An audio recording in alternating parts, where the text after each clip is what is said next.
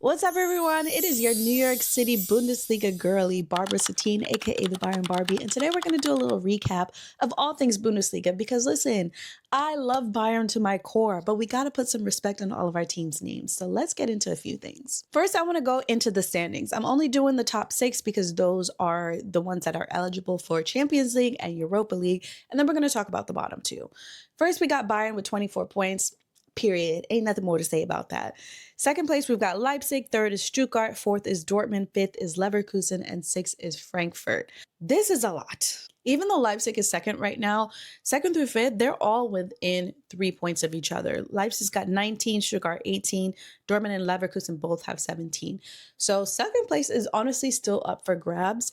And even though Bayern looks like they're sitting pretty right now because they are 5 points ahead, anything can happen. Thank God I have a wooden chair, knock on wood. You never know what's going to happen, though, with injuries that are possible and a refresh for winter pause, that holiday break that they have coming into the new year. Literally anything can happen. And I know that from experience because Bayern has done that multiple times when they haven't exited the first half of the season at the top spot. Then at the bottom of the table, this is actually a shocker to me. We have Heidenheim and Borussia Mönchengladbach. Gladbach have been a solid middle of the pack kind of team for many years. They've actually been towards the top of the table, I should say, for many years as well. So being at the bottom right now is shocking to me. I know one of their managers got sacked maybe a month or 6 weeks ago. So they're regrouping, recouping. And that's always very difficult when you throw a new manager into the mix, especially in the middle of a season. And there have been roster changes. So I am honestly praying for them. And I'm going to talk about them a little bit later on as well, because there are a couple of people that are of note to me personally. Now, going into the specific matches, first off, we have Werder Bremen beat Union Berlin 1-0. I'm not getting any sparks from that, so it is what it is. Frankfurt beat St. Pauli 2-0. That was absolutely necessary because Frankfurt got their asses whooped by Liverpool this week. It was tough to watch, honey. It was very tough to watch. So this weekend, I know they were like, we need to prove that we still belong somewhere because that was really rough. Frankfurt, I do want to point out that both of their goals were scored by Jonathan Burghardt. So he is goal scorer of the week, but also he is one of the top goal scorers of the season so far. He's right in between Harry Kane and Luis Diaz. So he is one to watch for sure.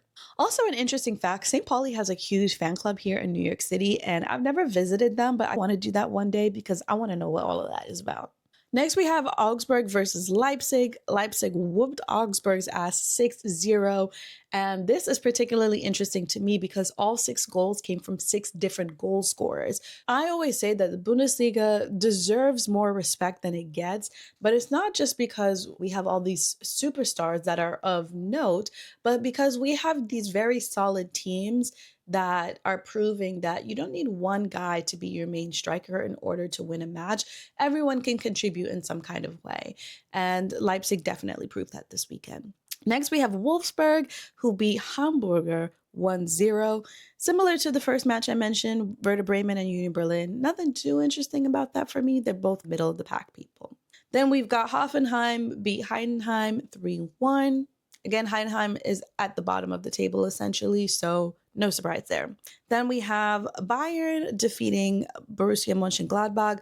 I'm going to go into that a little bit more later on because there are many things that I want to mention about both Bayern and Gladbach, so we'll save that for later. Then we have Dortmund beat Cologne 1-0. Dortmund and Cologne was actually pretty interesting because Dortmund, you would expect them to do more because they have that sash factor that we say in pageantry. Their name is just very recognizable.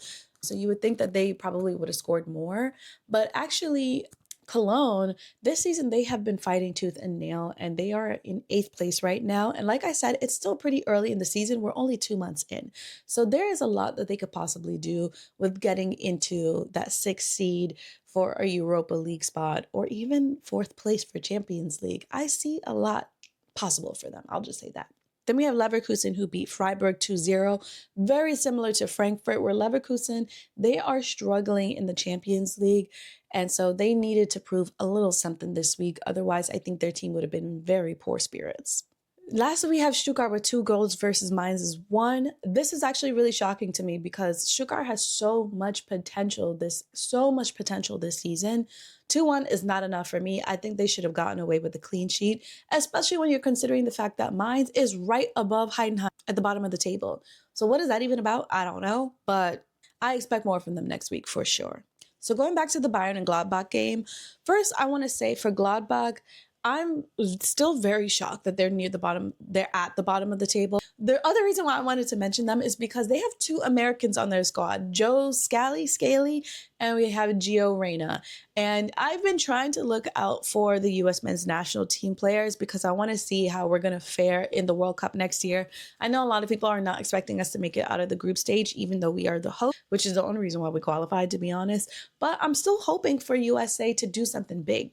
But right now, Gladbach is losing match after match, if not having a draw. And that's the only reason why they have 3 points on the table right now is those draws. So it's just hard to watch. I know Reina has had a lot of injuries, and so I am wishing him well and hoping that Gladbach can do a little bit better so that we can count on Reina come the World Cup. But it is what it is at this point. On the other side of that match, I want to say congratulations to Serge Gnabry. It was his 200th Bundesliga match, and he's coming back on the field after some time off as well. So good to see you back. He's one of my faves. And of course, we have to mention Lennart Karl.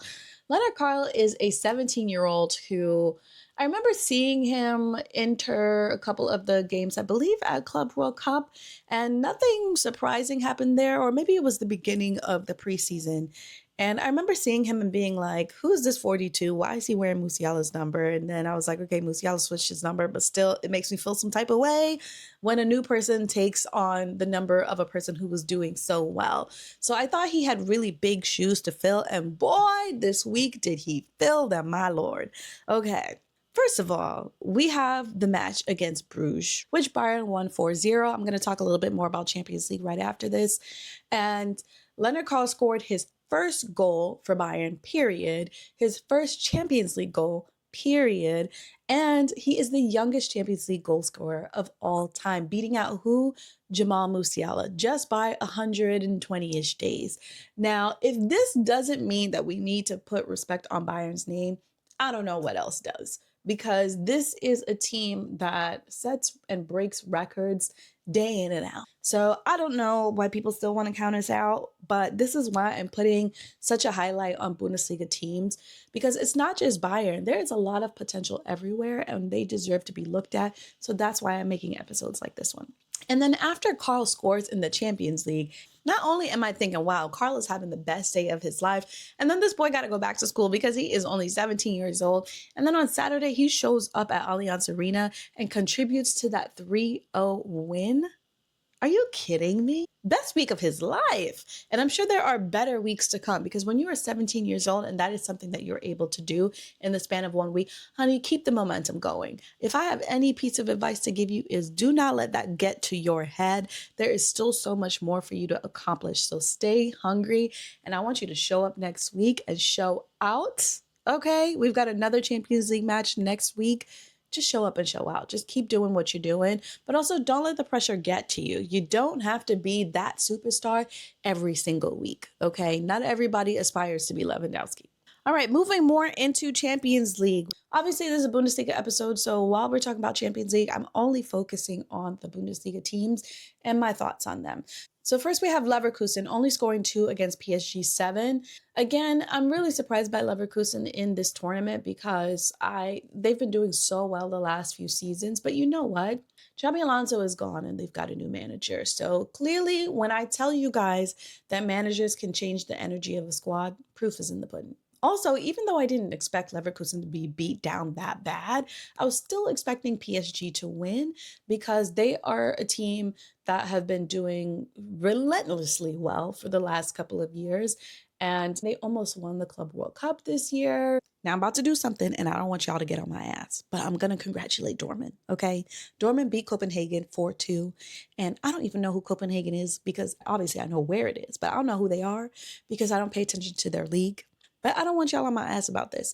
First of all, I think the Bundesliga deserves respect. And so in order for them to get respect, everybody needs that recognition. Okay. So that is the number one reason why I'm recognizing them. And number two, the reason why I'm showing them just a teensy little bit of love is because in the Bundesliga, they are like our sibling, okay? It's the one that you don't like. It's the one you have nothing in common with. It's the one that maybe if y'all weren't family, you probably wouldn't choose to hang around them ever in life. But guess what? When y'all go outside together, if somebody tries to fight your sibling, you better jump them. You know what I'm saying? You gotta jump in. Not jump your sibling, jump the other person. But you gotta jump in and protect your sibling because that is what family is for. And at the end of the day, Bayern preaches about family. And I think Bundesliga, in the international sense, all Bundesliga teams are family as well. So, yeah. Anyway, all in all, Bayern and Dortmund look like they're sitting comfortably in that top 8. At least Bayern definitely is. Dortmund, anything can happen because there are a lot of other teams that are playing each other who can possibly beat Dortmund out of their top 8 spot if they don't do well next week. Frankfurt is definitely looking at a playoff spot. I don't want them to be knocked out because they are trying really hard. I'm so sorry that Liverpool whooped y'all ass the way that they did, but there's still hope for you yet in the playoffs. And it's also looking like Leverkusen is probably going to be out. I don't see them in that top 20. It's really just not happening for them. Since I am the Bayern Barbie, it's only natural that I close this out with a few little news pieces that are Bayern related. Number one, I do want to say congratulations and welcome back to Jamal Musiala.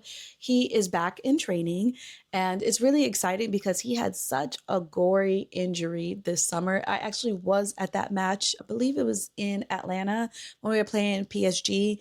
That was really rough to see in person. And I didn't know how long it was going to take. They were like, oh, he'll be good in 4 months. And I was just like, what kind of magician's medicine are y'all doing that he will be okay in 4 months? But clearly he is fine enough to be walking around and running around. I did see him at Oktoberfest with a boot on and he was signing autographs for people. And I remember thinking, you are such a saint, because the way I would have kicked those people with that boot and been like, you need to get up out my face because I'm just trying to drink beer and do ratchet things with my friends. Why are you asking me for autographs? Ooh, this is why I can't be famous, y'all. I'm gonna just be rude. This is why I can't be famous, y'all. But anyway, he is back and I'm so happy. Listen, don't let Lennart Karl trick you out your spot, honey. Come on back. Next person I do need to say congratulations to is Thomas Muller. The Bayern legend and now alum is playing for the Vancouver Whitecaps, and he just scored a goal for them in the MLS playoffs. Listen, if the man's going to be legendary here, he's going to be legendary there. So I'm really excited for him. And by the way, I know some of y'all were trying to clown him because it was a penalty kick, and they're like, oh, you always going to be... Don't make me call you out your name, okay? Let me see you do it. Let me see you do it. People who troll on the internet and talk about how horrible a certain type of goal is or and can do better, let me see you do it. You're watching from your couch. What are you talking about? Anyway. And now lastly, I want to get real with y'all because I put up a reel or TikTok, whatever you want to call it, up on my Instagram. If you don't follow me, please do. There I post way more on there than on here. But this is a subject that initially I didn't want to share my opinion on because I always like to think about it a lot more. But also, I felt very angry. I'm not going to lie. I was very angry. And I wanted to calm down and think about this sensibly before I gave my opinion out there. And now that this situation has been wrapped up, it's time for me to share. So, this week it was announced that Bayern and Jerome Boateng are no longer doing this internship that they had originally agreed to. If you don't know what the situation is about, Bayern randomly tells Jerome Boateng, he probably asked, but they allowed him to do a coaching internship with them, which meant that he was going to be following them around at practices, sitting sideline at matches, essentially learning what it means to be a coach. Who are you learning from? Victor Company. First of all, Victor Company is an excellent person to learn from because currently Bayern has 13 straight wins. He brought us back to a Bundesliga title last season after we lost to Leverkusen the season before. He's doing a wonderful job. We were very close. We made it to the semifinals of the Club World Cup as well. So both within the Bundesliga and on an international level, Victor Company has made a name for himself. And I know a lot of people doubted his resume when he first started, but he's great. That's not the point. The point is, Boateng wanted to learn from him. Now, I gotta catch my breath. Fans were really upset about that. And I'm saying fans in general because it wasn't just me. A lot of fans were upset about this because Jerome Boateng has a history of domestic violence. And number one, he was convicted in 2021 for an assault against his ex-girlfriend and mother of his child back in 2018. Not only was he convicted of that, he then appealed it and then lost the fucking appeal in 2024. All right? Just giving you the facts. Then in 2024, he had another ex-girlfriend who mysteriously unalived herself just 6 weeks after he made her sign an NDA. All right? Then, in that same year, Der Spiegel puts out an article which includes an email from Jerome Boateng's mother alleging that this man has had a history, pattern, whatever you want to call it, of domestic violence, putting his hands on women, being verbally, emotionally, physically abusive towards them. Now, I am neither judge nor jury. I am just a human being with common sense. If you hear all of these things, why would you even want this man on your team? Keep that in mind. While all of this is going on, I'm sure it's really depressing for Boateng that he has to go through all of these things and he's having a hard time, which probably led to the reason why he quietly exited, right? It didn't seem like he was going to retire, but it also didn't seem like he was in a position where anyone would want to pay a lot of money to have him on their team anyway, and nobody was touching him with a 10-foot pole. But the man went away. Then the guy comes back. Now, I got a little story time for y'all. So before I heard about this internship, I went to Germany about a month ago. And I think the third day I was there, I went to the Oktoberfest match. And I remember I was sitting maybe 5 rows in, 7 rows in, and I see Jerome Boateng on the sideline in front of me. And I'm like, what is this man doing here? And I didn't know about the internship. So I'm thinking, this man, it's Oktoberfest, maybe he wants to, Oktoberfest is a very special time of year. Maybe he wants to spend time with his team. He's in town, whatever. I don't think that much of it.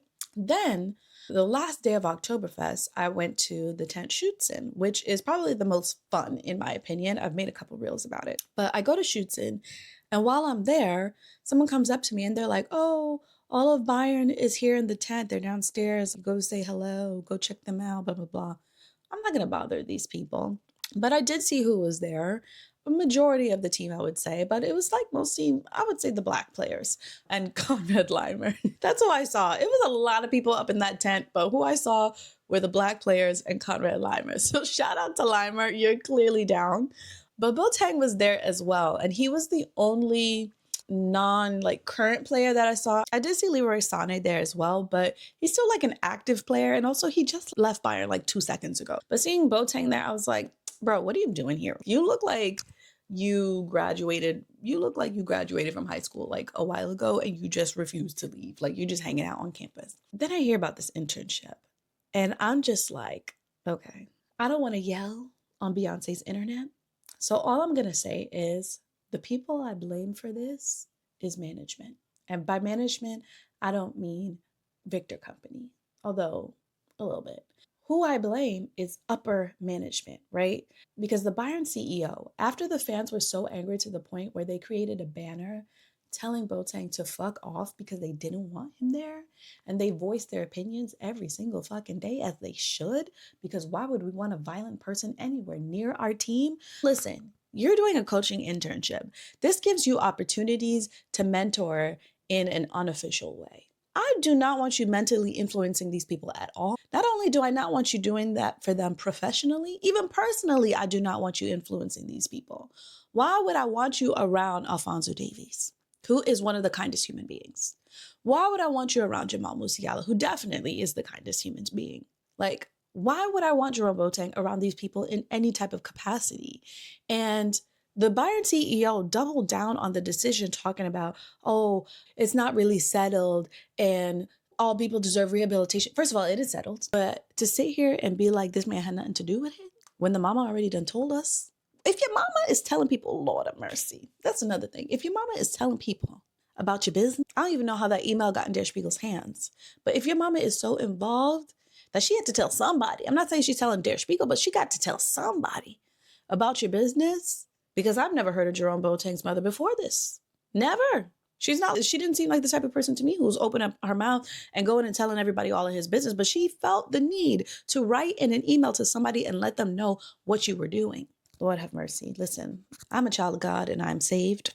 I might cuss a little here now and here and there, but I am not going to let the devil win and get me angry on Beyonce's internet. I promise you that. All I have to say about this at the end of the day, Jerome Boateng, to be quite fair, you made your millions. You did what you did for Bayern. I gave you your props on the reel. I'm not going to do that again. We know what you did for the team. That don't mean nothing to me at this point. As a woman, as a Black woman who champions footballers, especially Black footballers, all of the time, I would expect y'all to have common decency against us as well and not put your hands on us. Don't put your hands on us. That's the least that we can ask you for. And you can't even give it. So guess what? I don't want to see your face near my team ever again. And going back to me saying that I blame upper management because y'all thought we forgot. Y'all thought that we were so obsessed. Y'all thought that we didn't know what was going on. Y'all didn't even make a big announcement about this internship. Okay, let's talk about how shady that is. Y'all didn't even make an announcement about this internship. Y'all just let the man walk on the field. And once we peeped it and we're like, what the fuck is this? All of a sudden, it's, what? No, you thought we wouldn't care. You thought we were going to be cool. You thought that this Mia San Mia thing was fickle. You thought that it really wasn't in our blood. And I say our because even though I'm not German, I got tattoos, honey. I gave blood. This is serious for us. This reputation is serious for us. Real Bayern fans, we do not just ride for this team because they win so much. We ride for this team because their values, it means something. Their values are a part of our daily lives.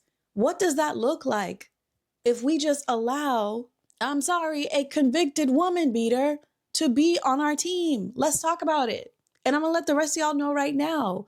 If this is some type of stuff that you do behind closed doors at your home, stop it. Cut it out because it will come to light and we're going to hate y'all just as much. I promise you that. Any one of y'all on that roster right now, if you're doing the same thing, we're going to hate you just as much. This don't make no type of sense to me. You have all the fame and fortune that you could want. Why do you need to put your hands on somebody?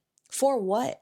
And if you really don't like the woman that much, break up with her and go find somebody else. You think you could come back to our team and we're going to forget what you did and just be like, oh, he just want to learn.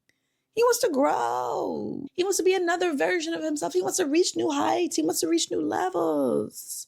No, go somewhere else. Anyway, that's my thought on that.